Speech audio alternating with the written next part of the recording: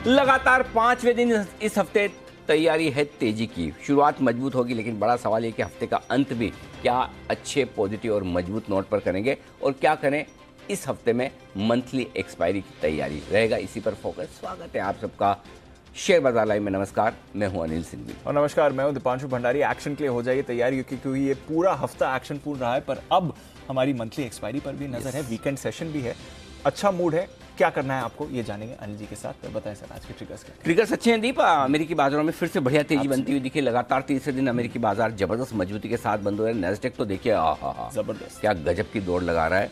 और जब हम कह रहे थे कि नेस्डेक में आ गया है पैसा लगाने का 35% गिरा, वहाँ से 10% की बढ़िया रिकवरी आ गई। मुश्किल से 20 दिनों में हुआ है। महीने की शुरुआत में आप महीने की शुरुआत में यहाँ पर रखिए, बहुत ही गजब का एक्शन नेस्डेक में आया है। कच्चा तेल ऊपरी स्तरों से थोड़ा गिरा है। डॉलर में लगेंगे तो $2-3 $104 के आसपास हैं। निफ्टी की 3 कंपनियां और वायदा कारोबार की 4 कंपनियां जिनके नतीजे आज आने वाले हैं।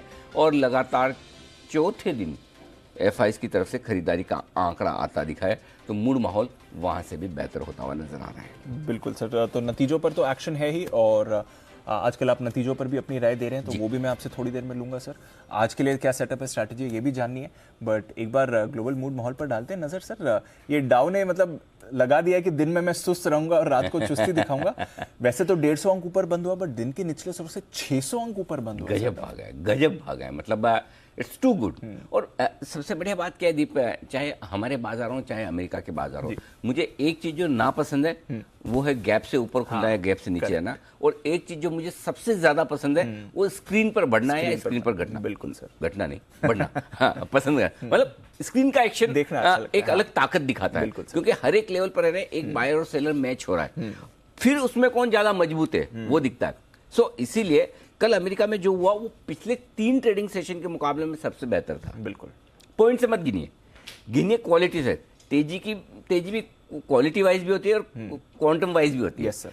खाली पॉइंट से आप तेजी सोचेंगे तो फिर बाजार को आप समझ ही नहीं पाएंगे, ऊपर से देखेंगे। बिल्कुल राइट। लेकिन अगर बाजार की भावनाओं को समझना है तो क्वालिटी को समझना जरूर होगा। देखिए, जिस तरह से दिन के निचले स्तरों से जाकर धीमे धीमे पूरे दिन बढ़ा कर, ये नैस्डैक में मुझे डाउ दिखा। हाँ देखिए, क्या शानदार तेजी के साथ एकदम डे हाई पर जाकर बंद हुए और पूरे दिन भर जितनी सप्लाई थी पूरी खत्म की। और आप देखिए हमारी तरह ही, जैसे वहां की 2 बजी हो देखो लास्ट में वहाँ की 2 से 3:30 बजे वाला मामला है। हाँ। जहाँ से तेजी बनी। और 2 से 3:30 बजे हमारे यहाँ जब तेजी बनती तो उसका मजा अलग ही है, जैसे कल बनी। क्यों? कि नेक्स्ट डे के लिए का आप कॉन्फिडेंट हो कि कल आप 3:30 बजे वही खरीदता है ना जिसको कल ऊपर दिखता है, 3:30 बजे वो बेचता है जिसको लगता है कि मुझे कल नीचे मिलेगा। इंट्राडे वालों की बात छोड़ दो, जिनको सब काम निपटा के जाना है, वो तो एक अलग बात है, वो तो थोड़े बहुत होते हैं, वो अपनी जगह। बट आमतौर पर डे हाई पर बाजार बंद हो रहा है, इसका मतलब ये कि आप कल के लिए भी पॉजिटिव हैं। और ये बड़ा संकेत कल अमेरिका से आया। तो कल अमेरिका की तेजी की क्वालिटी बहुत बढ़िया, पहली चीज। दूसरा, ये बाकी फैक्टर्स अच्छे हैं। कच्चा तेल थोड़ा नीचे ही आया है आपका, डॉलर इंडेक्स और आपके बाकी सब स्टेबल से हैं। बॉन्ड यील्ड स्टेबल है, कोई खास फर्क नहीं। लेकिन अगला हफ्ता इंटरेस्टिंग होगा अमेरिका में।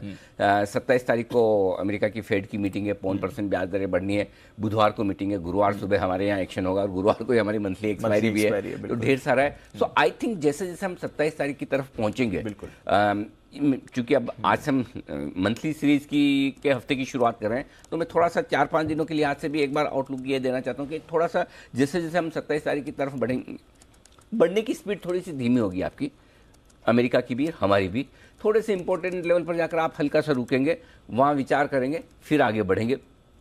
और वो होना सही भी है, गलत भी नहीं है कि बड़ी इवेंट के पहले। और चूंकि भले ही सबको पता है कि क्या होने वाला है क्या नहीं होने वाला है, लेकिन ये तो नहीं पता ना कि फेड अपनी ब्याज दरें बढ़ाने के बाद बोलेगा क्या।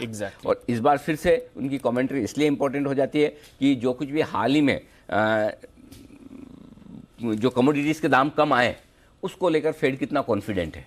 सो उन सब चीज़ों को लेकर मेरे ख्याल से जैसे जैसे आप 27 तारीख की तरफ बढ़ेंगे, थोड़ा सा कोशिश होना शुरू करेंगे, और जो कि ठीक है। अदरवाइज ग्लोबल मार्केट्स का मूड माहौल सेटअप ठीक है, कोई खास ऐसी दिक्कत वाली बात नहीं। ग्लोबल मार्केट्स में 1-2 चीज़ें और हैं दीप जो बड़ी इंपॉर्टेंट है, जो आजकल में होती हुई नजर आई। एक, रशिया यूक्रेन के बीच में बिल्कुल सर जो गेहूं का एक्सपोर्ट है वो फिर से शुरू हो रहा है। वो एक बड़ी राहत की खबर है दुनिया भर के देशों के लिए। दूसरा ये कि कल वो गैस सप्लाई उन्होंने जर्मनी को फिर शुरू कर दी। ऐसा लग रहा था कि मेंटेनेंस के नाम पे कहीं ऐसा ना कि बंद करके थोड़ा, बैठ जाए, बंद करके बैठ जाए, कि मेंटेन ही नहीं हो रही है मेंटेनेंस के नाम पे, और लेकिन उन्होंने फिर से शुरू कर दी। सो कहीं ना कहीं मतलब आप ये तो नहीं कह सकते कि युद्ध खत्म होगा, लेकिन क्या ये बिगिनिंग ऑफ द एंड है क्या? वही बात है, क्योंकि काफी समय से ये बात नहीं हुई है इसकी। अगर ये दोनों लड़ रहे हैं किसी को कोई फर्क नहीं पड़ता अनलेस की इकोनॉमिक इम्पैक्ट हो। और इकोनॉमिक इम्पैक्ट जैसे अगर सप्लाई बढ़ाना, गैस सप्लाई रखना, ये सब चीजें धीमे धीमे शुरू होने लगे ना, तो फिर कोई ये बोलेगा भी नहीं कि आप फाइनली ना ऑफिशियली बैठ के अनाउंस कर दो कि हमारा युद्ध खत्म हो गया। हमारे मतलब युद्ध का मतलब इतना ही है दुनिया भर के बाकी देशों के लिए कि भाई सप्लाई में इश्यू है, करेक्ट, सैंक्शंस है, तो सैंक्शन तो ये खत्म भी कर दे तो जल्दी से जाने वाली नहीं। करेक्ट, सैंक्शन तो कोई हटाएगा नहीं जी। स्पेशली अमेरिका तो कभी नहीं कहेगा कि हाँ आज से सैंक्शन खत्म। बिल्कुल, भले आप ऑफिशियली बंद कर दें कि आपने जो किया उसके लिए तो हम रखेंगे, तो होगा क्या? चाहते क्या है सारे देश कि भाई जो भी क्रूड आ रहा है, जो भी गैस आ रही है, जो भी कमोडिटीज आ रही है, उसकी सप्लाई प्रॉपर हो जाए। और अगर वो हो रही है तो फिर आप ऑफिशियली मत बोलो कि हमारा खत्म हो गया, नहीं हुआ, जो भी है। और अब क्या है, न इनको लड़ना है न उनको लड़ना है, जिसके पास जो है वो लेके बैठा हुआ है। करेक्ट। सो आई थिंक ये बिगिनिंग ऑफ द एंड है अगर इसको पढ़ने की कोशिश करें तो। भले ही शुरुआती है, लेकिन ऐसे छोटी छोटी चीजों से बात बनती है। सो आई थिंक ये कहीं कहीं थोड़ा positive back of the mind आना शुरू होगा, और इस वजह से हो सकता है कि कमोडिटीज के दाम थोड़े पहले कम आए, हो सकता है थोड़ा और भी नीचे आए। सो आई थिंक ये ग्लोबली जो पिछले 2 दिनों में ये जो छोटे छोटे डेवलपमेंट हुए ना, उसकी सिग्निफिकेंस बड़ी हो सकती है, और हमें ये सोचना चाहिए कि हो सकती है। क्योंकि अल्टीमेटली देखिए, लड़के भी आप कितने दिन तक रोज रोज लड़ सकते हो? लड़ने की भी तो लड़ने में एनर्जी जाती है ना। बिल्कुल, सिर्फ पैसा ही नहीं जाता, पैसा भी जाता है, टाइम भी जाता है, एनर्जी भी जाती है, आपकी ताकत भी लगती है। सो अल्टीमेटली सबके पास लिमिटेड है ना पुतिन के पास अनलिमिटेड है, ना बाइडेन के पास अनलिमिटेड है, ना शी जिनपिंग के साथ पास है, ना हमारे पास। तो सबकी एक लिमिट आ जाती, तो वो अब मुझे लगता है कि धीरे धीरे वो थकावट रुकावट के जो संकेत आ रहे हैं वो एक अच्छे ही हैं, एक तरह से अच्छे संकेत, अच्छे ही हैं धीरे धीरे। तो ग्लोबली चीज़ें थोड़ी बेहतर होती हुई दिख रही, ये कह सकते हैं सर। और हमारा भी मूड माहौल बेहतर है सर। मतलब आगे की आपके व्यू लूंगा, बट जो अब तक हुआ है इस हफ्ते, स्पेशली लगातार 4 दिन हम जैसे बात कर रहे हैं, एक बार पहले हमने मार्च एंड अप्रैल में होते देखा, एक बार साल की शुरुआत में होते हुए देखा, और अच्छी खरीदारी हुई है, अच्छे मार्केट भी बढ़े हैं। 4 दिन के लिए तरसी गए थी हमने, कभी 4 दिन लगातार मतलब खरीदारी मुश्किल से बहुत साल में 2-1 बार देखी है तो बहुत बड़ी बात। लेकिन एक चीज़ और दीप इंटरेस्टिंग जो है वो ये कि जुलाई सीरीज की शुरुआत में हमने कहा था कि जुलाई की सीरीज बड़े मूव देने के लिए जानी जाती है, और 5-6% की मूव आप जुलाई में एक्सपेक्ट कर सकते हैं, 3 से 6% प्रिसाइजली, और वो भी तब जबकि लगातार 3 सीरीज पिछली नेगेटिव रही है। तो ज़्यादातर लगातार 4 सीरीज नेगेटिव रहने का मामला कम बनता है। सो आपके मार्केट ओवरसोल्ड, आप सीरीज की शुरुआत 20% से नीचे एफआईज इंडेक्स लॉन्ग पे कर रहे हैं, राइट, सब तरफ से मंदी का वो वैसा माहौल। सो ऐसे में अगर 5-6% जुलाई सीरीज में हम बढ़ गए, मैं 5-6% क्यों कह रहा हूँ कि वैसे तो हम ज्यादा बढ़े, लेकिन अभी 27 तारीख बाकी है। हाँ, एग्जैक्टली और 28 को एक्सपायरी है। तो अगर समझो आप 16,800 आकर 16,300-400 वापस आ जाए तो आपके 2% तो निकल गए ना नेट। बिल्कुल सर, है ना। सो इंट्रा सीरीज में हो सकता है आप 7-8% बढ़ जाए, हल्का फुल्का ऊपर से करेक्शन देकर अगर आप 4-5-6% भी बढ़ते हैं, नॉट बैड। और एफआईएस की जो खरीदारी की बात आपने की, लगातार 4 दिन में खरीदारी की और 4 दिन में 3.5% हम बढ़े। पिछली बार 4 दिनों की खरीदारी उन्होंने जनवरी में की थी, तब हम 4.25% बढ़े, 0.5% की जगह और है, मतलब 100-150 पॉइंट की जगह निफ्टी में है, पहली चीज। और दूसरी चीज, लगातार 5 दिन हम जो बढ़े थे अप्रैल से मार्च के एंड से अप्रैल की शुरुआत में, वहां पर लगभग आपकी 4-4.25% की इतनी तेजी बनी थी। तो उस लिहाज से अगर आप देखें तो मेरे ख्याल से यहाँ से 150-200 पॉइंट की जगह और है, 150-200 पॉइंट और है। मतलब मेरा जो टारगेट है दीप कहीं कहीं 16,675 से 16,800 के बीच का था। सो प्रिसाइजली 16,661 की जो हमें बेस्ट क्लोजिंग मिली थी और 16,793 का जो हाई बनाया था 30 मई के आसपास का, मैं वो लेवल पे बैठा हूँ। मेरे लिए अब जब बड़ी जो बाद में फ्रेश तेजी बनेगी वो 16,800 के ऊपर की बनेगी।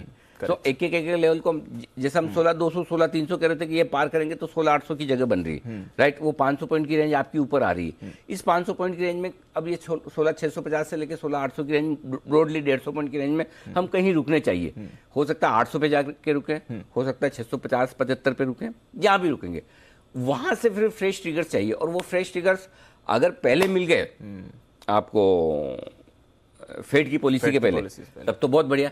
और पहले नहीं मिले तो फिर आप थोड़ा हल्का होकर बढ़ जाए, और हल्का होने में कितना हो सकता है, 350 के नीचे की मंदी नहीं देख रहा मैं।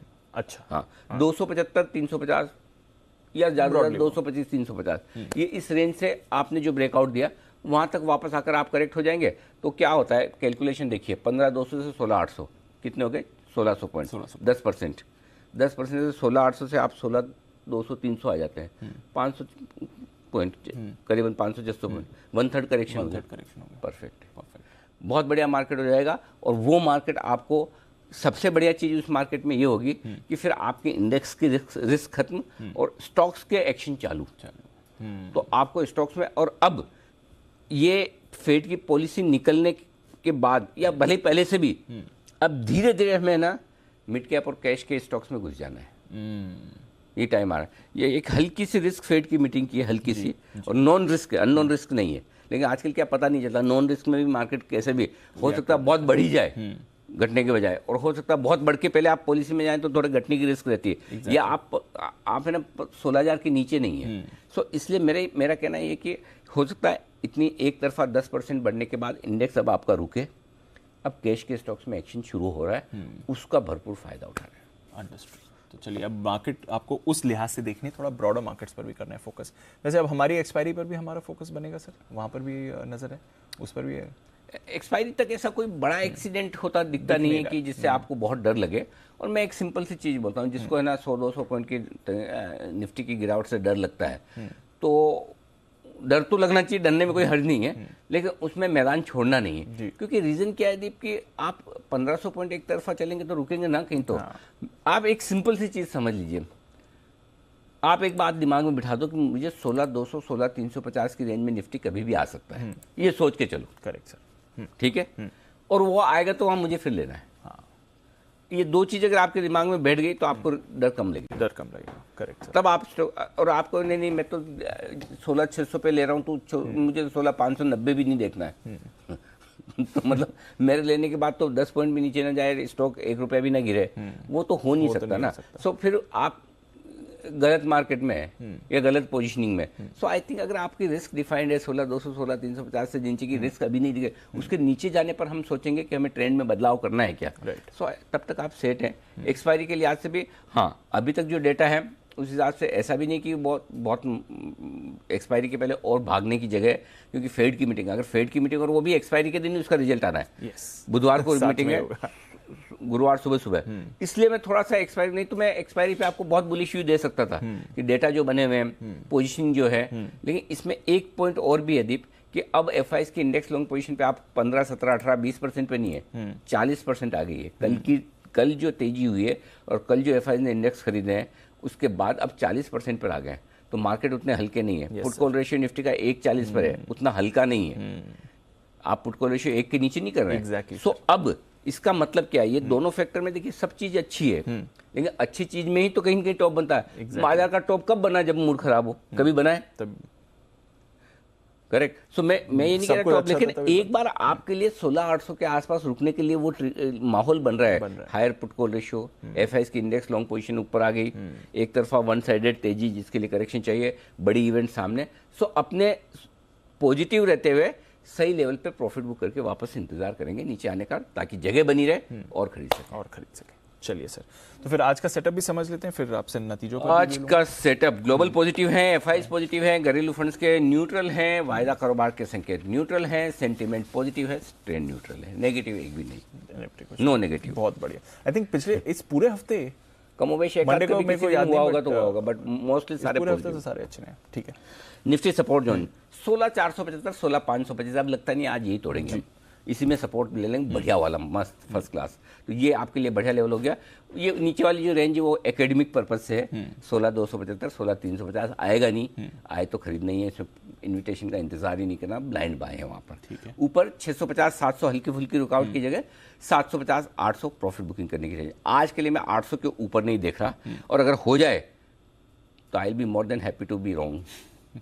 800 के ऊपर निकल कर अगर मैं गलत भी साबित हो जाऊं तो मैं चाहता हूँ। हाँ, कभी कभी मैं जानबूझ के ना वो मैंने ये चीज़ नोटिस की, मैं जब और कॉन्फिडेंट होकर बोलता हूँ कि नहीं ये नहीं होगा तो वो हो जाता है फिर और इस बार मैं चाहता हूँ मैं हाँ बोल रहा हूँ कि नहीं होगा और हो जाए तो मुझे कोई दिक्कत नहीं, मजा आएगा। तो गलत होने में कभी कभी गलत होने में ये खुशी होती है कि चलो बढ़िया ब्रेकआउट मिल जाएगा तो और भागेंगे आप। ठीक है, तो ये आपके लिए ऊपर की रेंज।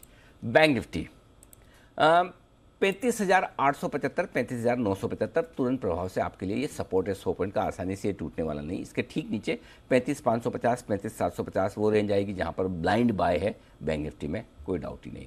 ऊपर 36,350 36,500 हल्की फुल्की रुकावट की जगह है, इसके पार निकलने पर 36,600 36,725 जहां प्रॉफिट बुकिंग आने की संभावना। ठीक है sir. Support level, resistance support levels में 16,575 16,525 16,475 ये 3 सपोर्ट लेवल तो विजिबल है कल और परसों के।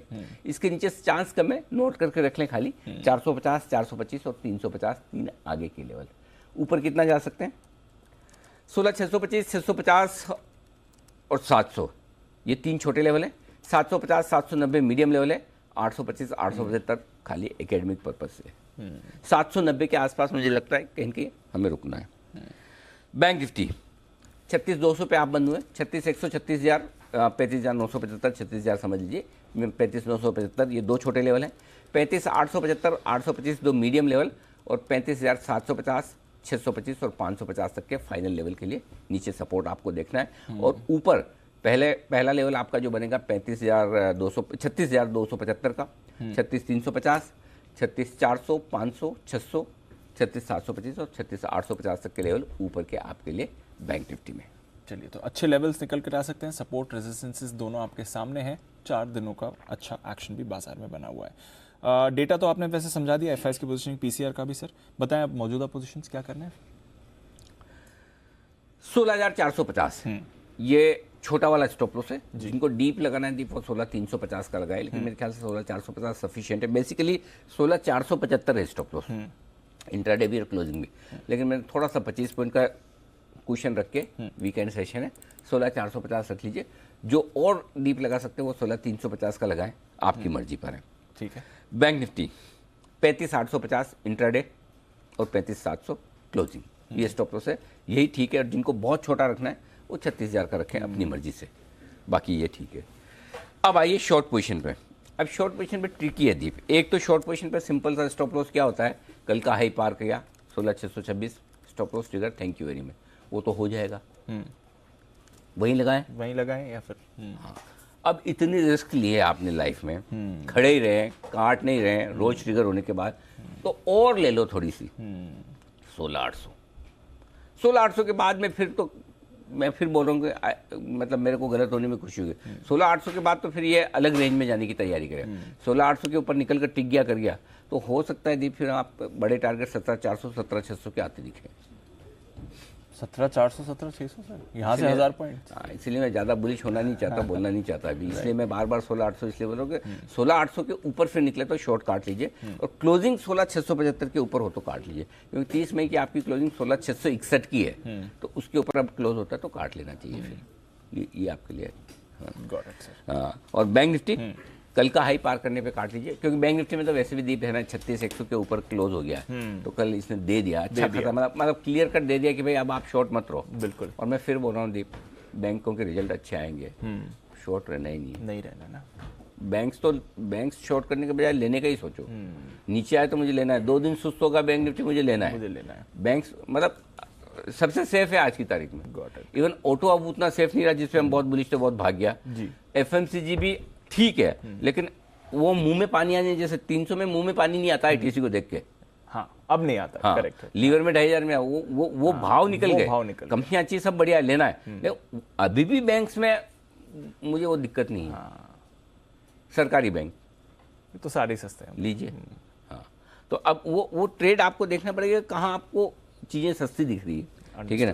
सो बैंक निफ्टी का इसलिए छोटा स्टॉप लॉस 36,350 का लेके चलिए। नई पोजीशन सर, खरीदे निफ्टी 16,450 16,475 का होता है, मैंने 25 पॉइंट और एक्स्ट्रा ले लिए ताकि आपका ट्रिगर ना हो। 16,450 का स्टॉप लॉस, टारगेट 625 650 दो छोटे टारगेट, 700 750 मीडियम टारगेट, 790 825 875 अगर आ गए तो बेचना है। हाँ, ट्रिकी ये दीप कि बेचने वाले में मुझे बहुत टाइम लगा। आज जो भी स्ट्रेटेजी बनाई ना, उसमें सबसे ज़्यादा मुझे ये सोचने को में लगा कि बेचूं कहाँ। मुझे वो लेवल नहीं मिल रहा जहाँ मेरा। अब लेवल जो मेरे लिए बेचने का परफेक्ट आता है ना, वो 16,661 से 16,790 की रेंज में आता है। लेकिन मुझे लगता है 16,661 जल्दी तो नहीं हो जाएगा। तो अभी मैं 675 दे रहा हूँ आपको, 650 675 के आसपास। वहाँ पे आप मूड माहौल देखो। डाउ फ्यूचर देख लिया आपने, रुपया देख लिया, क्रूड देख लिया। हालांकि अब वो रुपये क्रूड का मिनट टू मिनट कोरिलेशन चला गया अभी हमारा, लेकिन फिर भी माहौल देखकर आप डिसाइड करें कि 650 675 से बेचना शुरू करना है या ऊपर आराम से 750 8 से आने दें। 750 800 आता है वहाँ तो बेचना ही है, 100% बेचना है। ये शॉर्ट को लीजिएगा, मैं बोल रहा हूँ 800 के आसपास पक्का शॉर्ट को लीजिए 100%। हाँ, जैसे बोल रहा हूँ 350 पे पक्का लेना है, 800 पे पक्का देना है, 800 पे पक्का देना है 100%। ठीक है सर, अंडरस्टूड। 875 के स्टॉप लॉस के साथ खड़े मत रहना। बाद में ये मतलब आपने बोला था 100% देना, दे दे। अब जब 100% बोला तो स्टॉप लॉस क्यों लगाऊं? 100% का मतलब ये स्टॉप लॉस नहीं है। 100% का मतलब ये कि ट्रिगर करना है आपको वहां पर ट्रेड, लेकिन डिसिप्लिन के साथ। गलत होने में कभी भी हो सकता है, इसलिए 875 का स्टॉप लॉस रहेगा। 800 के नजदीक बेचिए। 625 600 दो छोटे टारगेट, 575 525 दो मीडियम टारगेट, 475 450 और 425 के फाइनल टारगेट के लिए बिकवाली करनी है। क्लियर है सर? Understood sir. बैंक एक चीज नोट करना दीप, मैंने आपको अभी ये बोला कि आज मुझे बेचने के लेवल निकालने में ही सबसे ज्यादा मेहनत लगी कि कहाँ बेचना है। एग्जैक्टली। लेकिन उसके बावजूद मैंने आपको फुल कॉन्फिडेंस से बोला कि 16,800 पे बेचना। 16,800 पे बेचना है। मुझे मेहनत किस चीज में लगी कि बेचना शुरू कहाँ से करना है ये नहीं पता चला, कि किस जगह बेचना है ये पक्का पता है। 800 पे पक्का बेचना है ये पक्का पता है, लेकिन कहाँ से शुरू करना उसमें मेहनत लगे। तो समझिएगा, ऐसा मतलब ये इसलिए बताना जरूरी कि आपको कोई कंफ्यूजन ना हो। ये एक तरफ तो मैं कह रहा हूँ कि बेचने में मेहनत लगी है, दूसरा में बोलो पक्का करो। तो लेवल किस जगह इनिशिएट करना है ये, और इसीलिए मैं कई बार बोलता हूँ कि जो लोग कमेंट्री सुनते हैं वो ज़्यादा बेहतर एक्शन कर पाते हैं जो खाली ट्विटर पर लेवल पढ़ते हैं। एग्जैक्टली। शब्दों में भावनाएं नहीं होती। एग्जैक्टली, जो डिटेल्स हैं वो तो फिर सुनकर ही आती है। जो सुन के जो मेरी आवाज़ में, मेरे हाव भाव से, मेरे बोलने के तरीके से जो कॉन्फिडेंस आएगा वो पढ़ के कैसे आ सकता है? संभव ही नहीं है ना। नहीं है। हाँ, तो इसलिए तो आइए, ये तो होगी आपकी निफ्टी की।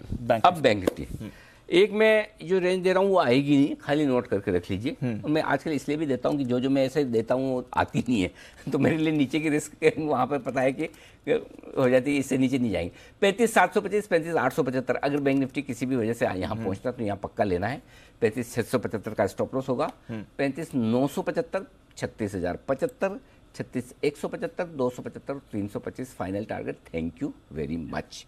ये होगा नहीं होगा। हाँ। तो एग्रेसिव ट्रेडर्स के लिए बैंक निफ्टी खरीद लेना है सीधा 36,000 से थोड़ा सा नीचे 35,950 का स्टॉप लॉस लगाकर। क्लियर? 35,950 के स्टॉप से खरीदिए। टारगेट जो आपका ऊपर बनेगा वो 36,250 275 36,350 400 500 600 725 और 850 तक के टारगेट के लिए बैंक निफ्टी में खरीदारी करनी। अगर सुस्त शुरुआत हो, समझो आपको 36,075 36,100 के आसपास मिले तो वहाँ से मूड बनाना शुरू कर सकते हैं। डाउ फ्यूचर्स 50 ही नीचे, ठीक है, 50 में फर्क नहीं पड़ता आजकल। 50 पे तो भरोसा करने का ही नहीं है, ठीक है ना। अब आइए बेचने की बात। यहाँ पर भी थोड़ी चिंता हुई कि चिंता क्या मतलब कंफ्यूजन है कि कहाँ बेचे, क्योंकि बैंक निफ्टी ने मुझे वो ब्रेकआउट दे दिया जो चाहिए था। तो इसलिए मैं बेचने को लेकर बहुत कॉन्फिडेंट हो नहीं पा रहा हूँ किस जगह। ये दीप मैं बोल रहा हूँ बिल्कुल अंदाज से दिया है मैंने। हाँ, क्योंकि डेटा भी नहीं है और लेवल भी नहीं है, वो आप दोनों ही नहीं है। हाँ। हाँ, तो मैं फ्रेंकली बता रहा हूँ कि ये शॉर्ट वाला कॉल मुझे बहुत कॉन्फिडेंस में नहीं आ रहा कि किस जगह पे बेचोगे। तो अगर आप बेचने ही तो 500 से लेकर 725 की रेंज में बेचिए। 36,850 आपका स्ट्रिक्ट स्टॉप लॉस होगा। एक्चुअली बताऊँ ना, अब इसके बाद बेचने के लिए सही जगह है ना 37,000 के आसपास ही आती सीधी। 36,850 से 37,000 की रेंज में। अब इतना दूर की तो देने का मतलब नहीं ना, यहाँ से 700-800 पॉइंट ऊपर का कैसे दूँ आज के लिए, दिन के लिए। इसलिए मैंने यहाँ पर दिया है स्टॉप लॉस। नई जेब में तो मत ही करिए, कोई बात नहीं। 36,850 का स्टॉप लॉस होगा। 36,400 36,350 दो छोटे टारगेट, 36,275 200 मीडियम टारगेट, 36,100 36,000 और 35,875 के फाइनल टारगेट के लिए। ठीक है सर, तो ये हैं आपके लिए सारे इंपॉर्टेंट लेवल्स। आज की स्ट्रैटेजी बेचने के लिए जो लेवल्स हैं वो थोड़ा ध्यान से आप करें, क्योंकि इस समय बाजार का मूड माहौल उसके विपरीत जा रहा है। बैनलेस डबल हो गई सर, आरबीएल बैंक जुड़ गया है कंपनी देने के लिए डेल्टा कॉप को। तो डेल्टा, आरबीएल आज दोनों बैन की लिस्ट में है। थोड़ा और डेटा समझा दें सर, लेवल्स के हिसाब से। फंड्स की तो वैसे हमने चर्चा कर ली, बट कुछ और इंपॉर्टेंट अगर वहाँ से हो तो। फंड्स में भी 2,500 करोड़ का इंडेक्स बाइंग खतरनाक जबरदस्त है। कैश में 509 करोड़, स्टॉक फ्यूचर 509 करोड़, 1800 करोड़। तो क्वालिटी और साइज के लिहाज से, दोनों लिहाज से एफआईज के डेटा बहुत मजबूत है। और सबसे बढ़िया बात है कि जब इतने मजबूत डेटा आते हैं तो आपको ये कॉन्फिडेंस आ जाता है कि आप नीचे ज़्यादा जाएंगे नहीं, और वो नीचे का कॉन्फिडेंस आपको होना चाहिए 16,475, 16,525। ये आज के लिए मस्त बॉटम लेवल बन जाएगा। बिल्कुल सर, है ना, ये हो गया। और इसीलिए 16,500 मेक और ब्रेक लेवल है। 16,500 के पुट पर 46 लाख शेयर है दीप, highest open interest 25 lakh share कल ही जुड़े हैं। तो इसलिए 16,500 के आसपास, यानी वही रेंज 50 पॉइंट की हमारी, 475, 525 आज के लिए। इसके नीचे की जगह नहीं है। यानी आप जहाँ बंद हुए वहाँ से कितना, 125 पॉइंट, 125 पॉइंट से कम। अब इससे कम रिस्क तो निफ्टी में क्या लोगे आप? करेक्ट, हाँ। इतनी तो लेनी पड़ेगी, तो लेना करेक्ट। अब आप ये चाहो कि मैं 3 फीट वाली गहराई वाली स्विमिंग पूल में ही स्विमिंग करना सीखूं तो कैसे संभव है? तो थोड़ा तो डीप होना ही चाहिए ना। तो इसलिए आपको 125 पॉइंट से ज़्यादा के रिस्क पे तो क्या इंडेक्स मिलेगा और ज़्यादा। ओके, अब आइए बैंक निफ्टी। बहुत कम डेटा है, इसलिए कोई डिस्कस करने का फायदा नहीं। जो हम लेवल्स बात कर चुके हैं, 10-12 लाख शेयरों में कुछ नहीं होता आजकल। ठीक है, चलिए, ये है आपके लिए सारे इंपॉर्टेंट लेवल्स और पूरा डेटा विश्लेषण। अच्छा सर, नतीजों पर भी आपकी राय तो लेनी है, क्योंकि काफ़ी सारे कुछ कल इंपॉर्टेंट वायदा कारोबार के नतीजे आए थे। क्या राय बनती है सर, अगर बात करें persistent systems, mid cap IT थोड़ा अच्छा प्रदर्शन दिखा रहा है? द बेस्ट परसिस्टेंट, बहुत ही शानदार रिजल्ट है हर एक पैरामीटर पर। डॉलर रेवेन्यू में मार्जिन्स के हिसाब से आप देख लें, ये कंपनी मार्जिन बढ़ा के आई है। सोचो क्वार्टर ऑन क्वार्टर, मेरे ख्याल से आराम से 4-5% स्टॉक कम से कम चलना चाहिए। तो ये जो रिजल्ट्स कल बाजार बंद होने के बाद आए, उसमें सबसे बेस्ट रिजल्ट परसिस्टेंट है। इसके अलावा आप एसआरएफ बहुत बढ़िया रिजल्ट्स हैं। और एसआरएफ में एक खास बात है कि हर बार कोई एक या दो प्रोडक्ट ये ऐसे निकाल कर लाते हैं जो इनका कमाल कर देता है। और इस बार भी वो पैकेजिंग रिलेटेड प्रोडक्ट्स ने बहुत ही बढ़िया ग्रोथ दिखाई है। वहाँ से अच्छी, केमिकल्स तो अच्छा है ही। दूसरा एक, हर क्वार्टर में कुछ ना कुछ एक्सपेंशन भी बोल देते हैं, और एक्सपेंशन बोलने के बाद वो परफॉर्मेंस भी लाते हैं। एसआरएफ में शॉर्ट्स भी काफ़ी है, तो एसआरएफ भी मेरे हिसाब से बढ़िया है। हालांकि कल थोड़ा बढ़ने की कोशिश की थी, लेकिन मुझे लगता है एसआरएफ भी भागना चाहिए। 2-3% तो मिनिमम बनता है। बाकी आजकल क्या रिजल्ट्स पे अब फिर से ना मुंह भी बड़े अनाप शनाप से आने लगे हैं। फॉर एग्जाम्पल टाटा कम्युनिकेशन, कल हमें लग रहा था कि बढ़िया होना चाहिए, लेकिन 10% नहीं समझ। इंडसइंड बैंक जितना भागा उतने बढ़िया रिजल्ट्स नहीं थे, है ना। इसी लिहाज से अगर आप देखें तो आरबीएल बैंक मिक्स से रिजल्ट है। जितना स्टॉक ऑलरेडी स्टॉक नीचे से 15% आरबीएल भी चल चुका है। लेकिन आरबीएल बैंक के इस रिजल्ट पे, इसलिए मैं प्राइस एक्शन बता ही नहीं रहा कि आरबीएल में क्या हो सकता है, क्योंकि ऐसे आप रिजल्ट देखेंगे तो ठीक है यार, इसमें क्या कोई खास बात नहीं है। लेकिन इंडसइंड बैंक में अगर कुछ खास बात नहीं होने के बावजूद इंडसइंड बैंक भाग सकता है, तो फिर आरबीएल भी कर सकता है। तो इसलिए मैं इसके प्राइस मूवमेंट पे कोई कमेंट नहीं कर रहा है। या नहीं समझ में आया, देखो ना आराम से, क्या फर्क पड़ता है। और इसके अलावा तो एसआरएफ बढ़िया है, परसिस्टेंट। कैनफिन होम्स बढ़िया रिजल्ट है, स्ट्रॉन्ग नंबर्स हैं। और कैनफिन होम्स भी यहाँ से 2-3% मिनिमम एक्शन ऊपर का दिखा सकता है। इसके अलावा आपके एम्फेसिस के रिजल्ट वो खराब है, ठीक है, हाँ, नहीं मजा नहीं आया एम्फेसिस में। अगर मैं परसिस्टेंट और एम्फेसिस दोनों एक साथ, या तो क्या है, देखो दोनों ही कमजोर आदमी हो ना, तो एक कमजोर मतलब दोनों कम, मतलब एक बहुत मजबूत और दूसरा बहुत कमजोर हो तो वो गैप ज्यादा दिखता है। तो एम्फेसिस के रिजल्ट उस लिहाज से ढीले डाले, मजा नहीं है। इंडिया मार्ट भी ठीक ठाक, इंडिया मार्ट भी खराब ही माने जाएंगे, कोई अच्छी नहीं माने जाएंगे, मजा नहीं है। सो बढ़िया रिजल्ट में नंबर 1 परसिस्टेंट, नंबर 2 एसआरएफ, 2 सबसे बढ़िया आप कह सकते हैं। और कैनफिन होम्स नंबर 3 पे रख सकते हैं। ठीक है, चलिए, तो ये टॉप 3 अनिल जी की तरफ से, परसिस्टेंट, एसआरएफ और साथ ही कैनफिन। कैश में सेगमेंट के रिजल्ट बहुत खराब है। हाँ सर, वो तो मतलब खराब नहीं, बहुत ही खराब है। ये स्ट्राइड्स और सीक्वेंट दोनों ही पता नहीं क्या, इतने मार्केट फेवरेट्स थे और दोनों ही अलग थे। स्ट्राइड्स से तो मुझे याद ही मत दिलाओ आप, मेरा बहुत दिल दुखता है। मतलब 1-2 स्टॉक ऐसे जिसमें मेरा मतलब मैं इतनी बड़ी गलती कैसे कर सकता हूँ। मुझे भी खुद को कई बार एसआरएफ और एक स्ट्राइड्स और इंडिया बुल्स हाउसिंग, ये मेरी ज़िंदगी की बहुत बड़ी गलतियों में से ये है।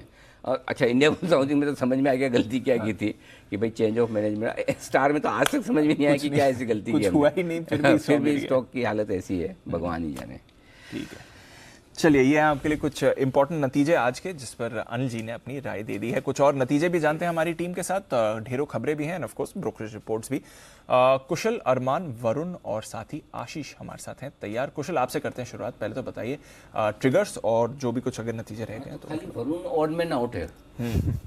वरुण को आशीष भी अभी विंडो में दिखा था मुझे, ग्रीन ग्रीन ही है सर। सर डीप है मेरे सर ब्लू में। नहीं तो दीप तुम्हारे साथ कैसे हो मतलब दीप को जबरदस्ती खींच रहे हो मेरे साथ है। तुम्हारे साथ कैसे हुआ दीप? शेड ऑफ ग्रीन में नहीं है वो, इसके लिए रेड और का ब्लू। आप भी ग्रीन में हो, ये भी ग्रीन, ये भी ग्रीन, आशीष भी ग्रीन। हाँ तो आउट में आउट तो रेड वाला ही हुआ ना। एक रिप्रेजेंटेटिव ये तो न्यूट्रल है। बताइए। बिल्कुल। तो सबसे पहले तो निफ्टी से 3 बड़ी कंपनियां आज अपने नंबर्स डिक्लेयर करेंगी। अल्ट्राटेक सीमेंट, जेएसडब्ल्यू स्टील और रिलायंस, इस पर नजर रखनी है। एफएनओ स्पेस से Atul limited, HDFC AMC, Crompton Greaves और साथ ही बंधन बैंक के नंबर्स पर भी आपको नजर रखनी चाहिए। साथ ही स्पाइस जेट, यहां पर आज से 26 नई घरेलू उड़ानें शुरू होती हुई नजर आएंगी। और भारती एयरटेल और जीएमएम फॉडलर, ये 2 स्टॉक्स पर नजर रखिए, क्योंकि भारती एयरटेल के जो 7.12 करोड़ प्रेफरेंशियल बेसिस पर शेयर जारी किए गए थे, वो आज लिस्ट होते हुए नजर आएंगे। साथ ही जीएमएम फॉडलर के 2.92 करोड़ बोनस शेयर भी आज लिस्ट होंगी। तो ये तो हो गई ट्रिगर्स की बात। पर पोस्ट मार्केट नंबर्स में स्पेसिफिकली इंडिया मार्ट इंटरप्राइज अगर आप देखें तो अनुमान के हिसाब से आते हुए दिख रहे हैं, पर बॉटम लाइन जो है वो थोड़ी सी कमजोर दिख रही है। 18% गिरकर क्वार्टर ऑन क्वार्टर बेसिस पर जो मुनाफा है कंपनी का, वो लगभग 47 करोड़ पर आता हुआ नजर आया है। साथ ही कंपनी के मार्जिन आप देखिए, 27% का हमारा अनुमान था, उसके मुकाबले 28.7% के मार्जिन आए हैं। और रेवेन्यू फ्रंट पर भी 12% की ग्रोथ रही है। और कंपनी का जो डिविडेंड दिया था उन्होंने, 2 रुपये पर शेयर का फाइनल डिविडेंड, उसकी रिकॉर्ड डेट फिक्स की है 2 सितंबर 2022। इसके साथ साथ कोफोर्ज के नंबर्स भी आप नज़र रखिए, यहाँ पर भी मिले जुले से नंबर्स देखने को मिल रहे हैं। रेवेन्यू फ्रंट पर 1850 करोड़ का हमारा अनुमान था, उसके मुकाबले 1830 करोड़ पर आए हैं। डॉलर आए लगभग 24 करोड़ का एस्टिमेट था, 24 करोड़ डॉलर का, उसके मुकाबले 23.87 करोड़ कंपनी ने डॉलर रेवेन्यू क्लॉक इन किया है। मार्जिन्स 12.3% पर आए हैं, हमारा अनुमान 13.5% का था। और कंपनी का मुनाफा 150 करोड़ पर आता हुआ दिखा है, लगभग 28% की कटौती हुई है क्वार्टर ऑन क्वार्टर बेसिस पर। हमारा अनुमान 181 करोड़ का है। तो लार्जली थोड़ी सी स्लाइटली अगर आप देखेंगे तो वो नेगेटिव साइड पर है। हालांकि कंपनी ने जो गाइडेंस दी है कांस्टेंट करेंसी रेवेन्यू टर्म्स में, वो एटलीस्ट 20% की कहा है इन्होंने, जहां पर अराउंड 20% पहले कह रहे थे। तो कोफोर्ज, आज के नतीजे आने शुरू हो गए। सुबह सुबह पहला नतीजा आ गया, और भी कई सारे नतीजे के रिएक्शन और प्रीव्यू आपके सामने है। बट कुछ और जो कैश के नतीजे हैं ये भी जानना जरूरी है। कुछ और वायदा कारोबार के भी नतीजे आए हैं। अरमान, बताइए कौन से नतीजे हैं आपके पास? सबसे पहले जैसे क्रिसिल के नतीजे हैं वो मिक्स्ड आते हुए दिखे हैं। आय आपको दिखेगी लगभग 27% लगभग बढ़ के आती हुई दिखी है। वहीं आप अगर कामकाजी मुनाफे की बात करेंगे, वहां पर भी 21% का उछाल देखा गया। हालांकि जो मार्जिन्स है, मार्जिन्स में आपको थोड़ी कटौती दिखी गई है, 26.3% से घटकर 25.3% पर आते हुए दिखे हैं। मुनाफा भी लगभग 36% बढ़कर आता हुआ दिखा है। और बोर्ड ने 8 रुपये प्रति शेयर का डिविडेंड का ऐलान भी किया है। हिमाद्री स्पेशलिटी, उनके भी नतीजे जो है वो मिक्स्ड आते हुए दिखे हैं। आय हालांकि 47.4% बढ़ी है, पर आप मार्जिन्स देखेंगे, मार्जिन्स में कट है 7.1% से घटकर 5.24%। और कंपनी जो है वो मुनाफे से घाटे में आती हुई दिखी है, पर उसका रीजन ये है कि इनको एक एक्सेप्शनल लॉस हुआ है लगभग 25 करोड़ का, जिसके चलते वो घाटे में आएगी। और उन्होंने कंपनी ने डिविडेंड भी दिया है 0.20 का। और अंत में जेएसडब्ल्यू एनर्जी पर ध्यान रखिएगा, नतीजे बढ़े आते हुए दिखे। हालांकि जो मार्जिन्स हैं वहां पर थोड़ा दबाव देखा गया है। आय लगभग 75% बढ़कर आती हुई दिखी है। अगर आप कामकाजी मुनाफा देखेंगे वहां पर भी 46% का उछाल देखा गया है। पर जैसा कि मैंने कहा, मार्जिन्स में थोड़ा दबाव देखा गया है, 40.4% से घटकर लगभग 33.8% पर आते हुए दिखे हैं। और मुनाफा देखेंगे, मुनाफा भी 201 करोड़ से बढ़कर लगभग 560 करोड़ पर आता हुआ दिखा है। तो ये है आपके लिए कुछ और नतीजे जहां पर रखनी है नजर। वरुण, बताइए, आपके पास भी कुछ नतीजे, साथ ही कुछ खबरें भी हैं, क्या है? डेफिनेटली। तो यहाँ पे दीप, सबसे पहले तो साइंट नतीजे कमजोर है। रेवेन्यूज जरूर 5.8% बढ़े हैं, लेकिन मार्जिन्स में गिरावट है। करीब 3% के आसपास की गिरावट मार्जिन्स पे देखने मिली है। 11.3% पे आया है। मुनाफा 25% घटा है, 116 करोड़ पे आया है। जीएसएफसी, यहाँ पे नतीजे अच्छे हैं। रेवेन्यूज करीब 63% बढ़े हैं। मार्जिन्स में बढ़ोतरी है, 10.85% से बढ़ के 17.4% पे आए हैं। मुनाफा जो है 136 करोड़ से बढ़कर 355 करोड़ पे आया। तो तोड़फोड़ नतीजे हैं इस कंपनी के। आईसीआईसीआई सिक्योरिटीज़ ऑपरेशनली वीक है। रेवेन्यू 6.5% बढ़े हैं, लेकिन मार्जिन्स में करीब 3% के आसपास की गिरावट है। वही मुनाफा जो है उसमें 12% की गिरावट है, 270 करोड़ के आसपास आया है। क्विक हिल टेक्नोलॉजीज़, यहाँ पे नंबर्स तो कमज़ोर है, रेवेन्यूज़ करीब 41% गिरे हैं, मार्जिन जो है उसमें तो ज़ोरदार गिरावट है, 33.6% से गिर के सीधे 1.7%, और कंपनी का मुनाफा जो है 28 करोड़ से घटकर सीधे 18 लाख पे आया है। लेकिन साथ ही साथ कंपनी ने 300 रुपये प्रति शेयर के भाव पे बायबैक को अप्रूवल दिया है। 150 करोड़ के आसपास का खर्च कंपनी करने वाली है इस बायबैक पे। 8.6% इक्विटी जो है उसका बायबैक करेगी, करीब 50 लाख शेयर्स के आसपास के, और टेंडर रूट से ये बायबैक होने वाला है। इसके अलावा हैप्पीएस्ट माइंड नंबर्स अच्छे हैं, रेवेन्यूज़ 9.4% बढ़े हैं, डॉलर रेवेन्यू में 6% की बढ़ोतरी है। एबिट मार्जिन जो है वो थोड़े बहुत बढ़ के आए हैं, 20.9% से बढ़ के 22.7%, और मुनाफा जो है उसमें 8% की बढ़ोतरी है। वहीं खबरों में बायोकॉन, इस कंपनी के हैदराबाद यूनिट का यूएसएफडीए ने निरीक्षण किया था, प्री अप्रूवल निरीक्षण, उसमें 3 आपत्तियां जो है इस कंपनी को जारी की गई है। 20 जुलाई को ये जांच की गई थी। और इंडिको रेमेडीज़, यहाँ पे यूएसएफडीए ने इस कंपनी के हैदराबाद के एक प्लांट है वहाँ पे जांच पूरी कर ली है। 11 से 15 जुलाई के बीच में जांच हुई थी, लेकिन यहाँ पे कोई भी आपत्ति जो है कंपनी को नहीं मिली है, तो एक अच्छी खबर इसके लिए। ओके, तो ये है आपके लिए कुछ और इम्पोर्टेंट खबरें जहाँ पर रखनी है नज़र। कुशल के पास भी कुछ एक्स्ट्रा खबरें हैं। कुशल बताइए क्या है ये? बिल्कुल दीपांशु, आप देखिए यहाँ पर एविएशन कंपनियां आज फोकस में रह सकती हैं, क्योंकि सरकार की तरफ से जो एविएशन मंत्रालय है उन्होंने एयरलाइंस को ये आदेश दिए हैं कि यहाँ पर जो एयरपोर्ट्स पर पैसेंजर्स चेक इन करते हैं उसके लिए जो एडिशनल सर्विस चार्ज लिया जाता है लगभग 200 रुपये प्रति पैसेंजर, वो चार्ज नहीं करें। तो ये एक बड़ी खबर है। इनफैक्ट अगर आप हवाई यात्रा के लिए देखें तो ये काफ़ी अच्छी खबर है, आती हुई दिख रही है। किस चीज़ के पैसे? बोर्डिंग पास सर, जो चेक इन करते हैं एयरपोर्ट पर फिजिकली बोर्डिंग जाकर, पास के थोड़ी पैसे लेते हैं क्या? वहाँ इंडिगो पर वाले ले रहे थे। हाँ, अभी इंडिगो वाले ले रहे थे, इसमें भी पैसे ले रहे थे। हमारे नीरज बता रहे थे कि गो एयर वाले लेते हैं। इंडिगो सुना ना? नहीं, वो तो सीट सिलेक्शन के लेते हैं। सीट के अलावा खाली अगर सपोज आप चेक इन काउंटर पर अगर जा रहे हो, वहां पर अगर आप ले रहे हो, अच्छा, तो वो उसमें फिजिकल चेक इन कर सीट के लिए तो लेते ही हैं, सीट के लिए तो सब लेते हैं। अगर आपने वो नहीं किया, आप नहीं, काउंटर इसमें पे ऐसा है गए, कि एक तो ये कि आप अपनी पसंद की सीट की लेते हो, उसमें तो होता है। आगे की रोज में चाहिए, विंडो चाहिए, आइल चाहिए, तो उसके पैसे उसके लगते पैसे हैं। वो तो लगभग सारी एयरलाइंस ले रही है, एक्सेप्ट एयर इंडिया वगैरह को छोड़ दीजिए। दूसरा ये कि मुझे ये पता चला कि कुछ कुछ ऐसी एयरलाइंस भी है जिसमें गो एयर का नाम है कि अगर आप कोई भी सीट लो वहाँ जाकर बोर्डिंग पास है तो आपको पैसे देने पड़ेंगे, 200 रुपये एक्स्ट्रा मिनिमम। ये तो अगर मतलब आपने टिकट इशू कर दिया तो बिना सीट के खड़े खड़े थोड़ी ले जाओगे। सीट सिलेक्शन के कैसे पैसे ले? आप चलो आपकी मर्जी से दे दो, लास्ट वाली 38वीं रो दे दो, कोई फर्क नहीं पड़ता, लेकिन पैसे जबरदस्ती थोड़ी ले सकते हो। लेकिन अभी तो ये बंद करने की जरूरत है, सीट सिलेक्शन वाला। हालांकि इसमें बहुत लोगों को, हम जैसे लोगों को दिक्कत होने वाली है, क्योंकि क्या होता है, अगर समझो सुबह शाम वाली ट्रिप करनी है, दिल्ली जाके आना है, आपके पास चेक इन बैग भी नहीं होगा, कुछ भी नहीं होगा, गए ऐसे पता चला 28वीं रो में नंबर आया है, तो निकलने में आधा घंटा लग जाता है बाहर। हाँ, generally first second row third row इसलिए लेते हैं कि चलो टाइम बचता है आपका आधा घंटा। इट्स नॉट बिकॉज कि आपको ये दिखाना है कि मैं फर्स्ट रो में बैठा, बट टाइम आपका आधा घंटा बच जाता है, क्योंकि पहले से आखिरी रो तक जाने में वो डी बोर्डिंग में, स्पेशली बहुत टाइम बोर्डिंग में लगता तो है। सब धीरे धीरे आता है ना, वो सब चक्कर है। अच्छा, कुणाल जी की विशेष टिप्पणी आ रही है इस पर। जी कुणाल जी। अनिल जी देखिए, ये जो सीट सिलेक्शन की बात आप कर रहे हैं अनिल जी, इसमें क्या है कि अगर आप अनिल जी पैसा नहीं देते हैं तो आपको मिडिल सीट मिलेगी अनिल जी, और वो भी पीछे की। और अगर मान लीजिए 3 लोग एक साथ जा रहे हैं तो तीनों को एक एक मिडिल सीट अनिल जी ये लोग अलॉट कर देते हैं। अगर आपको साथ बैठना है तो अनिल जी आपको शुल्क देना होगा। और अनिल जी दूसरी बात जो आपने कही कि अगर मुझे सुबह आकर दिल्ली से शाम को जाना है तो अनिल जी ये आप बिल्कुल कार्रवाई बंद करें, जब भी दिल्ली आए 1-2 दिन ठहरे अनिल जी आप।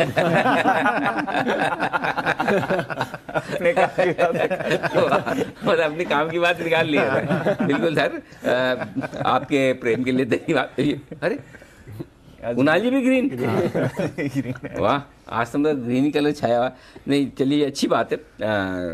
हाँ, ये चीज़ सही बात है। एक बार मेरे साथ भी हुआ ऐसा, ये मैं और शायद नीलेश भाई, हम दोनों के अलग अलग रो में सीट है, ये साथ में आती नहीं, ये बात तो सही है। तो सीट सिलेक्शन पे तो पैसे ले ही रहे हैं। अब नेक्स्ट चिंता न करें, सिंधिया साहब नेक्स्ट वहीं पे करेंगे अटैक, सीट सिलेक्शन के भी पैसे बंद होंगे। सीधी बात है, जो पहले बुक करे, जिसको जो सिलेक्ट करनी करे, जो कर ले चेक इन के समय। हाँ, और फिर भी लगता है कि चलो जरूरी है। कई बार होता है कोई मिनिस्टर्स है, कोई वीआईपीज है, उनके लिए अगर समझो आपको आगे की 3 सीट छोड़ दो, 3 रो छोड़ दो आगे की, 2 या 3 रो छोड़ दो कि भाई चलो कोई कभी नेचुरली हम भी जानते हैं कोई बड़ा आदमी, कोई मिनिस्टर, कोई बड़ा ब्यूरोक्रेट है, उसके टाइम की वैल्यू होती है, नॉट बिकॉज की इज वीआईपी, उसके टाइम की वैल्यू, तो आप उसको आगे वाली 2 रो आप छोड़ दो, कर दो, उतना ठीक है। लेकिन मतलब पूरे में आपने लगा रखा है। बहुत बढ़िया खबर लाए आप, वेरी गुड।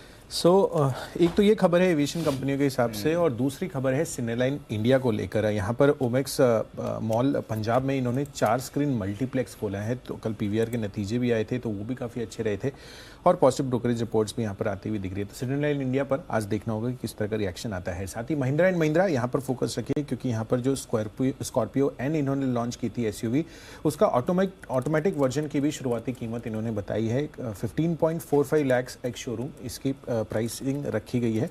और जो नई स्कॉर्पियो की बुकिंग है, ये तो आपको पता ही है कि 30 जुलाई से इसकी बुकिंग शुरू हो जाएगी। साथ ही जेट एयरवेज, कुछ खबरें ऐसी आ रही हैं कि एसबीआई समेत बाकी जितने भी लेंडर्स हैं यहाँ पर देनदार हैं, वो कंपनी को लिक्विडेशन में भेज सकते हैं। तो यहाँ पर इस वजह से फोकस में रहेगा ये। और साथ ही अंत में संदूर मैंगनीज, यहाँ पर 27 जुलाई को राइट्स इशू की रिकॉर्ड डेट रखी गई है, और ये जो राइट्स इशू है 8 अगस्त को खुलकर 29 अगस्त को बंद होगा। तो ये है आपके लिए कुछ इंपॉर्टेंट खबरें जहां पर आपको रखनी है नजर, और ढेरों नतीजे भी आए हैं। इन नतीजों पर ब्रोकरेजेस क्या कह रही हैं ये भी जान लेते हैं एफआईआर में।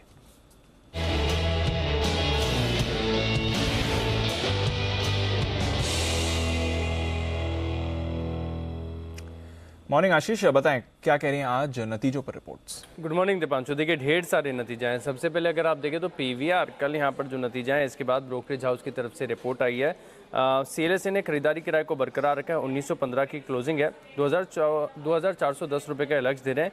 और कमेंट्री देखिए बहुत शानदार नजर आ रही है, कह रहे कि अब तक का बेस्ट क्वार्टर देखा है कंपनी ने, 10 नई स्क्रीन ऐड की है, और पूरे वित्त वर्ष 2023 में 125 नई स्क्रीन ऐड करेंगे। इन्होंने एबिटा के फोरकास्ट में बढ़ोतरी की है। काफ़ी सारे ब्रोकरेज हाउस ऐसे जिन्होंने ईपीएस के अनुमान में बढ़ोतरी की है। गोल्डमैन सैक्स ने भी खरीदारी किराए को बरकरार रखा है। इन्होंने भी अपना व्यू चेंज किया है, क्योंकि लक्ष्य 2250 का देते थे, अब 2400 रुपये का लक्ष्य दे रहे हैं। साथ में एचएसबीसी ने भी खरीदारी किराए को बरकरार रखा है, 2200 रुपये से लक्ष्य को बढ़ाकर 2260 कर दिया है। बैंक ऑफ अमेरिका ने भी खरीदारी किराए को बरकरार रखा है, 2460 रुपये के लक्ष्य के लिए। एक और अच्छे नतीजा है बीईएल के, यहाँ पर जेफरीज की तरफ से रिपोर्ट आई है, खरीदारी किराए को बरकरार रखा है, और लक्ष्य में देखिए काफ़ी शानदार बढ़ोतरी की, 280 से बढ़ाकर 310 रुपये कर दिया है, 270 की क्लोजिंग है। और मान रहे ऑल अराउंड बीट यहाँ पर देखने वाला, हर पैमाने पर अनुमान से बेहतर, और खासतौर पर जो कामकाजी मुनाफा कंपनी ने दर्ज किया है, इनके अनुमान से, जेफरीज के अनुमान से कामकाजी मुनाफा 7 गुना बेहतर है। आगे जाकर मीडियम टर्म विजिबिलिटी भी अच्छी लग रही है, ऑर्डर बैकलॉग भी काफ़ी बढ़िया है, जिसके चलते यहाँ पर खरीदारी करेंगे। मॉर्गन स्टैनली ने ओवरवेट की रेटिंग को बरकरार रखा, हालांकि जो लक्ष्य है करंट मार्केट प्राइस से नीचे का दिया 260 का। सिटी ने भी खरीदारी किराए को बरकरार रखा है 296 के लक्ष्य के लिए।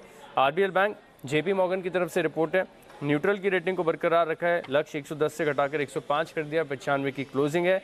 ये कह रहे कि जब नई सीईओ की नियुक्ति हुई है, इसके बाद से असेट क्वालिटी में कोई अतिरिक्त स्ट्रेन यहाँ पर देखने को नहीं मिल रहा है। प्री प्रोविजनिंग ऑपरेटिंग प्रॉफिट जो है यहाँ पर आपको थोड़ा सा डिक्लाइन देखने को मिला है। बैंक ऑफ अमेरिका भी देखें तो अंडर परफॉर्म की रेटिंग को बरकरार रखें 110 के लक्ष्य के लिए। क्रेडिट स्विस ने भी अंडर परफॉर्म की रेटिंग को बरकरार रखा है, और सबसे ज़्यादा बेरिश यही नजर आ रहा है, क्योंकि इन्होंने जो लक्ष्य है वो 95 यानी 95 की क्लोजिंग है, 95 से घटाकर 86 कर दिया है। आरबीएल बैंक पर कोई भी बुलिश नजर नहीं आ रहा। एलएनटी यहाँ पर भी देखें तो बैंक ऑफ अमेरिका की तरफ से रिपोर्ट है, खरीदारी किराए को बरकरार रखा है, करीब 1850 रुपये के लक्ष्य के लिए। ये कह रहे हैं कि ये जो ROE हैं वो प्री पैंडेमिक लेवल पर आ गए हैं, और मान रहे कि आगे जाकर ग्रोथ काफ़ी बढ़िया देखने को मिल सकती है। एम्फेसिस यहाँ पर मॉर्गन स्टैनली ने ओवरवेट की रेटिंग को बरकरार रखा है 2430 रुपये के लक्ष्य के लिए। SRF पर देखिए तो मॉर्गन स्टैनली काफ़ी बुलिश है, इन्होंने ओवरवेट की रेटिंग को बरकरार रखा है, लक्ष्य दिया 2757 का, 2344 की क्लोजिंग है, और ये ऑल अराउंड बीट बता रहे हैं। फ्लोरोकेमिकल्स का खास योगदान है नतीजों में, लेकिन कह रहे कि डिमांड वीकनेस के साइंस आ रहे हैं। जेफरीज का मॉर्गन स्टैनली का मानना है कि डिमांड वीकनेस के थोड़े से साइंस आ रहे हैं, तो हो सकता है कि आगे जाकर इंटेंसिफाई हो, लेकिन नतीजे काफ़ी अच्छे और अनुमान से बेहतर है। जेएसडब्ल्यू एनर्जी, जेफरीज ने खरीदारी किराए को बरकरार रखा है, लक्ष्य 310 से बढ़ाकर 315 कर दिया है। साइंट पर मॉर्गन स्टैनली ने अंडरवेट की रेटिंग को बरकरार रखा है 680 रुपये के लक्ष्य के लिए। और अंत में हिंदुस्तान जिंक, यहाँ पर सिटी ने न्यूट्रल की रेटिंग को बरकरार रखा है, 283 की क्लोजिंग है, 255 रुपये का लक्ष्य दे रहा है। ओके, तो ये है आपके लिए सारे के सारे स्टॉक्स जिन पर आज आई हैं रिपोर्ट्स, और रिपोर्ट्स के दम पर रहेगा एक्शन को बढ़ाते हैं आगे। अनुपस्थित हैं आज बंसल जी, तो जाहिर सी बात है इनके अनुपस्थिति में शुरुआत करेंगे कुणाल जी। सुप्रभात। सुप्रभात अनिल जी, सुप्रभात दीपांशु। अनिल जी, मेरी खरीदारी की राय है आज पिक ऑफ द डे में। और अनिल जी, ऐसा स्टॉक जिस पर मुझे नहीं लगता कि आखिरी बार कब हमने खरीदारी की राय दी थी, याद नहीं पड़ता है अनिल जी। और वो इस वजह से कि इसका दाम बहुत ज्यादा है, लेकिन अनिल जी हर अच्छी चीज महंगे दाम पर मिलती है। और ऐसा स्टॉक है नेस्ले। नेस्ले पर खरीदारी की राय है, जिसमें एक बड़ा ब्रेकआउट आता हुआ दिखा है। तो नेस्ले कोई ट्रेडिंग का शेयर नहीं है, इसलिए यहां पर खरीदारी की राय है। थोड़ा सा लॉन्ग टर्म व्यू रख करके बाय करें, अच्छा मौका है बाय का, क्योंकि ब्रेकआउट चार्ट पर आता हुआ दिख रहा है। बाय करके चलना है, स्टॉप लॉस रखना है 18,500 पर। 18,500 के स्टॉप लॉस से बाय करें। पहला टारगेट 19,400, दूसरा टारगेट 20,000 का। तो 20,000 तक जाना चाहिए नेस्ले। दोबारा खरीदारी की राय। इसको आखिरी बार खरीदारी करने की राय तब दी गई थी जब कहा गया था सुमित जी की तरफ से, जिसके नाम में है ले, वो है नेस्ले। ये डायलॉग मुझे याद है, कब और कौन से लेवल पे बोला वो याद नहीं। सुमित जी सही है? बिल्कुल अनिल जी, एकदम सही है। और बहुत नीचे के लेवल से ये डायलॉग बोला था, और पिछले साल बोला था। पिछले साल, देखो एक साल से तो बोला नहीं। चलिए आज क्या लेना है नेस्ले के अलावा? अनिल जी, अभी जो स्टॉक मेरे रडार पे आया है, आईटी सेक्टर के अंदर मोमेंटम बनना शुरुआत हुआ है, और आईटी सेक्टर के अंदर यहाँ से एक बढ़िया मूव ऊपर की तरफ देखने को मिलना चाहिए कुछ दिनों के अंदर। तो यहाँ पे जो स्टॉक मेरे रडार पे आया है वो है माइंट्री। माइंट्री के अंदर खरीदारी करें। 3140 का स्टॉक में नीचे में स्टॉप लॉस लगाए, और ऊपर में फिर 3300 से 3350 रुपए तक के लेवल माइंट्री में ऊपर की तरफ देखने को मिल सकते हैं। तो खरीदारी करें माइंट्री। ओके, माइंट्री में करें तेजी, ये राय आपके लिए सुमित जी की तरफ से। सुमित जी गुड मॉर्निंग, बताएं आपका pick of the day. Very good morning Anil ji, very good morning. आज के लिए मेरा पिक ऑफ द डे होगा जो मैंने कल ही देखे गया था। एक तो मैंने कल दीपक नाइट्राइट देखे गया था, और मैंने यही कहा था कि ये मेरा पिक ऑफ द डे होगा कल। ये मेरी तरफ से आज के लिए भी पिक ऑफ द डे होगा। 1866 के आसपास कल का क्लोजिंग प्राइस है। हालांकि मार्केट में जब क्लोजिंग हुआ था तभी 1891 का हाई भी बना चुका था, पर वेटेड एवरेज से थोड़ा सा नीचे आ गया है। तो अच्छा है, अच्छी बात है, क्योंकि मेरा स्टॉप लॉस के साथ ये अच्छा जस्टिफाई भी हो जाएगा। 1900 का पहला टारगेट, 1930 का दूसरा टारगेट, और खरीदना है दीपक नाइट्राइट, जिसका स्टॉप लॉस लगाएंगे 1835 के ऊपर। और 15-20 दिन का ट्रेडिंग सेशन के बाहर ही ये काम कर रहा है, तो अच्छा चलना चाहिए। और दीपक नाइट्राइट कल ही दिया था, तो इसलिए मैंने आज सुबह सुबह और एक स्टॉक मैंने इंक्लूड किया, इस पिक ऑफ द डे में शामिल किया है। वो है यूनाइटेड स्पिरिट्स, मैकडॉवेल जिसका कोड है, और जिसमें मुझे लगता है कि एक अच्छा इन्वर्स हेड एंड शोल्डर का ब्रेकआउट देखने को मिला है, और ये स्टॉक करंट लेवल से बहुत अच्छा मोमेंटम पकड़ सकता है। तो करंट लेवल से यूनाइटेड स्पिरिट्स को खरीद कर चलने का सलाह होगा। 830 के नीचे स्टॉप लॉस रहेगा। पहला टारगेट 858, दूसरा टारगेट 865। ओके, 858 865 के टारगेट के लिए करें खरीदारी, ये राय आपके लिए। हिमांशु जी गुड मॉर्निंग, बताएं सर आपको क्या पसंद है आज के लिए? Very good morning to you Anil ji, good morning Deep, good morning everyone. Anil ji, cash market के स्टॉक्स में वापस से ट्रैक्शन बढ़ते हुए नजर आई है। तो एक कैश मार्केट का स्टॉक है, पहले हम लोग काफी इसके बारे में चर्चा भी करते थे, सियाराम सिल्क्स। अनिल जी, यहाँ पर कल एक ब्रेकआउट बनते हुए नजर आया है। डेली चार्ट्स पर क्लोजिंग काफी पॉजिटिव हुई है, तो मुझे लगता है आज के सेशन में यहाँ पर एक तेजी का मूड देखने को मिल सकता है, एक तेजी की मूव देखने को मिल सकती है। 555 रुपए के आसपास का क्लोज है अनिल जी। 572 और 586, ये दो टारगेट्स के लिए मेरी तरफ से पिक ऑफ द डे रहेगा सियाराम सिल्क में। 545 का स्टॉप लॉस यहाँ पर लगाया जा सकता है। ओके, तो ये है आपके लिए सियाराम सिल्क मिल्स में खरीदारी करनी है। आज ट्रेडर्स डायरी में भी सियाराम सिल्क मिल्स का जिक्र हुआ था, फेवरेट स्टॉक के तौर पर शायद, या तो वरुण ने या फिर कुशल ने कहा था। तो चलिए, ये एक स्टॉक है जहां पर खरीदारी करने की राय आपके लिए आती हुई। आइए सचिन जी, आपका पिक ऑफ द डे बताएं सर। Good morning. Good morning Anil ji, good morning Dipanshu. Anil ji, यहाँ पर जो डिक्लाइन हो रही है क्रूड में, मुझे लग रहा है वो काफी इंपॉर्टेंट है, एंड कहीं जाकर ब्रेंट में एक बेरिश पेनेंट फॉर्मेशन है।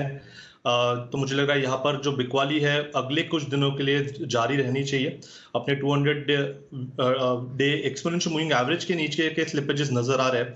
सो लगभग 95-96 के आसपास के स्विंग्स तो कंफर्टेबली ब्रेंट में नजर आ रहा है। तो मुझे लग रहा है यहाँ पर इंडिगो में कल के सत्र में जो एक ब्रेकआउट एस्टैब्लिश हुआ है कंटिन्यूएशन पैटर्न से, अपने 200 डे एक्सपोनेंशियल मूविंग एवरेज के ऊपर इसने एक क्लोज रजिस्टर किया है। तो मुझे लग रहा है मोमेंटम आज भी बरकरार रहना चाहिए। सो 1805 के स्टॉप लॉस के साथ यहाँ पर खरीदारी करनी है इंडिगो के फ्यूचर्स में 1885 के टारगेट के लिए। 1885 टारगेट और 1826 के आसपास स्टॉक ट्रेड कर रहा है। 1805 का स्टॉप लॉस लगाना है आपको। सिद्धार्थ जी सुप्रभात, बताएं sir pick of the day. Good morning Anil ji, good morning Deepanshu, सभी को। नतीजों का मौसम चल रहा है मॉनसून के साथ, तो नतीजों के मौसम से बिग स्टॉक पिक करके लाया हूं और वो आईटी की कंपनी है परसिस्टेंट सिस्टम्स। नतीजे दमदार रहे हैं। अगर बात करें तो अभी EBIT margin 14.3% compare to 13.5%, profitability में 40% का जंप, रेवेन्यू में 14% का जंप। नतीजे काफी अच्छे लग रहे हैं। ओवरऑल बिजनेस पर्सपेक्टिव की बात करें तो 10 साल का सीएजीआर ग्रोथ 32% का दिख रहा है और स्ट्रॉन्ग रेवेन्यू, और कंपनी चाहती है कि $1 बिलियन का रेवेन्यू बनाए 6 से 8 क्वार्टर में। तो बहुत दमदार company, consistent performer, persistent systems, इस पे खरीदारी की राय है। आज का अगर टारगेट दूं तो 3700 रुपए का टारगेट रहेगा, 3700 का। पर अगर आपने स्टॉक रख लिया तो भी कोई दिक्कत नहीं है। लॉन्ग टर्म का टारगेट होगा 4950। ओके, 4950, क्या बात है, 1400 रुपये ऊपर का, वेरी गुड। ये है सिद्धार्थ जी की राय लॉन्ग टर्म के लिहाज से भी और शॉर्ट टर्म के लिहाज से 3700 के टारगेट के लिए। 3700 तो लगता है आज ही आ जाए तो बड़ी बात नहीं है, हो सकता खुल जाए। मौका देगा नहीं सिद्धार्थ जी आपको आज? ये आज तो हाँ, आज मुश्किल है, नंबर्स इतने जबरदस्त हैं। आइए वागले साहब का स्वागत किया जाए। सर गुड मॉर्निंग, बताएं pick of the day. Anil ji good morning, Deepanshu good morning. मेरा पिक ऑफ द डे है दीपक नाइट्राइट, जो सिमी जी ने कल बात की थी। 1866 का बंद है, क्लियर कट ब्रेकआउट है। 1845 का एक 20-21 रुपए का रिस्क होगा। टारगेट 1935 तक के है, जो मुझे लगता है आज और मंडे को आनी चाहिए। क्या बात है, सिमी जी के साथ साथ एकदम संदीप जी। मतलब कल भी दिया था, आज भी। चलिए, दोनों की तरफ से दीपक नाइट्राइट खरीदारी करने की राय, वागले साहब भी और सिमी जी भी। बिल्कुल, तो चलिए नज़र रहेगी। नतीजों के रिएक्शन भी काफ़ी सारे आने वाले हैं, वहाँ पर भी एक बार बात कर लेते हैं। परसिस्टेंट तो अनिल जी ने भी बात कर ली, सिद्धार्थ जी ने भी बात कर ली। एम्फेसिस, इसका चार्ट क्या कह रहा है, एक बार इस पर भी बात करते हैं सुमित जी के साथ। सुमित जी, एम्फेसिस का चार्ट कैसा लगता है? नतीजे उतने खास नहीं थे अगर आप परसिस्टेंट से कंपेयर करें पर्टिकुलरली, बट ठीक नतीजे थे, उतने खराब भी नहीं थे। दीपांशु, चार्ट्स भी ओके ही है। एक अच्छा खासा गिरावट के बाद छोटा सा पुल बैक, बाउंस बैक का संकेत मिल रहा है। एम्फेसिस का नीचे में जो सपोर्ट बनेगा वो 2175 2180 के पास बनेगा। स्टॉक के अंदर यहाँ से ऊपर का मूव देखने को मिल सकता है, जिसके अंदर यहाँ से ऊपर में जो लेवल देखने को मिल सकते हैं वो है 2350 से लेके 2400 रुपए तक के। यानी यहाँ से पुल बैक बाउंस बैक के संकेत बन रहे हैं ओवरसोल्ड लेवल के बाद, जिसमें 100 से 150 रुपए का चाल ऊपर की तरफ देखने को मिल सकता है। 2175 2180 स्टॉक का नीचे में सपोर्ट बनेगा, तो जिन्होंने पोजीशंस बनाई है वो होल्ड करके चल सकते हैं। ओके, तो ये है आपके लिए एम्फेसिस। मिड कैप आईटी की बात निकली है तो सचित जी जरा एक बार कोफोर्ज पर भी राय दें। आज सुबह ही इसके नतीजे आए हैं, चार्ट्स क्या कहती हैं सर कोफोर्ज की? दीपांशु, यहाँ पर चार्ट्स तो काफी पॉजिटिव रहे। इनफैक्ट पिछले दिनों में जो एक मोमेंटम बना हुआ है वो मोमेंटम मुझे लग रहा है और थोड़ा सा एक्सेलरेट भी होना चाहिए। ओवरऑल अगर हम डेटा को देखें तो 3300 के आसपास एक डबल बॉटम फॉर्मेशन का कंफर्मेशन आ चुका है एंड एक्सपेक्टेशन यही होगी कि लगभग 4000 के आसपास के स्विंग्स यहाँ पर कंफर्टेबली नजर आ सकते हैं। सो अगर डिक्लाइंस मिलते हैं तो वो हेल्दी साइंस होंगे वापस अक्यूमुलेट करने के लिए। स्टॉप लॉस आपको यहाँ से लगाना चाहिए अराउंड 3430 के आसपास and on the higher side मुझे लग रहा है 4000 के आसपास एक बार पहुंचने के बाद रिव्यू करनी चाहिए पोजीशन। बट नेट मुझे लग रहा है यहाँ पर जो एक sell on decline, sell on rallies की का जो स्ट्रक्चर था वो कहीं जाकर कन्वर्ट हो चुका है बाय ऑन डिक्लाइन। तो ये है आपके लिए कोफोर्ज, बाय ऑन डिप्स का स्ट्रक्चर बन चुका है। मिड कैप आईटी आज फोकस में रहने वाला है नतीजों के दम पर। परसिस्टेंट के स्पेशली दमदार नतीजे आए हैं।